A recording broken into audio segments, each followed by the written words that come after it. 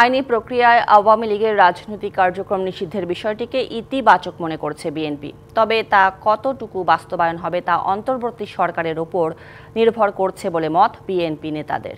কর্মসূচির নামে আওয়ামী লীগ যেন সহিংসতা চালাতে না পারে সে ব্যাপারে সতর্ক হওয়ারও তাগিদ তাদের।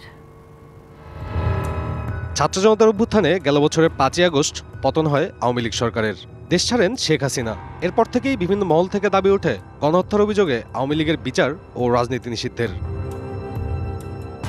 হত্যা মামলা থাকলেও সম্প্রতি সাবেক রাষ্ট্রপতি আব্দুল হামিদের দেশ থেকে ফুঁসে ওঠে ছাত্র জনতা। জোরালো হয় আওয়ামী লীগ নিষিদ্ধের দাবি। বিক্ষোভ অবরোধ কর্মসূচির মধ্যে শনিবার ঘোষণা আসে বিচারের আগ পর্যন্ত দলটির রাজনৈতিক কর্মকাণ্ড নিষিদ্ধ। সরকারের এমন সিদ্ধান্তকে স্বাগত জানিয়ে বিএনপি নেতারা বলছেন, এখন অন্তর্বর্তী সরকারের দায়িত্ব দ্রুত আওয়ামী লীগের বিচার নিশ্চিত করা। as soon as possible এই আওয়ামী লীগ যেখানে আছে এই কুলাঙ্গারা রিয়েলাইজ না করা পর্যন্ত, জাতির কাছে ক্ষমা না চাওয়া পর্যন্ত, এদের কেউ মরে গেলে তার মরণোত্তরও বিচার আমি দাবি করছি এবং আমি সাধুবাদ জানাচ্ছি যে এই টেরোরিস্ট সংগঠন ব্যান্ড করা এটা অত্যন্ত জরুরি ছিল।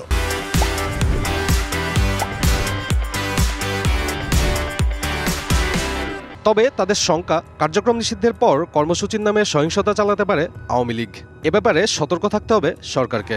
17 বছর তারা যে নিষ্ঠুর আচরণ করছে, অত্যাচার, নির্যাতন, মানুষের বাড়িঘর দখল থেকে আরম্ভ করে মানুষের রক্তাক্ত করা, খুন করা, সব কিছু বিবেচনায় সরকারের এই সিদ্ধান্তটাকে অযৌক্তিক না, বাস্তবতার আলোকে যাতে তারা আবার নতুন করে কোনো ষড়যন্ত্র না করতে পারে অথবা সরকার বিরোধী একটা আন্দোলন গড়ে না তুলতে পারে, এই ঘোষণাটা বাস্তবে রূপ দেওয়ার জন্য সরকারকে সদা জাগ্রত থাকতে হবে। এদিকে আওয়ামী লীগের সাংগঠনিক কার্যক্রম বন্ধ রাখার সরকারি সিদ্ধান্তে আনন্দিত বলে জানিয়েছেন বিএনপি মহাসচিব মির্জা ফখরুল ইসলাম আলমগীর। রোববার এক বিবৃতিতে তিনি আরও বলেন, প্রাসঙ্গিক আইন সংশোধন করে ফ্যাসিবাদী দলের বিচার করার সিদ্ধান্তকে সঠিক মনে করেন তারা। সাব্বির রোজ, ডিবিসি নিউজ, ঢাকা।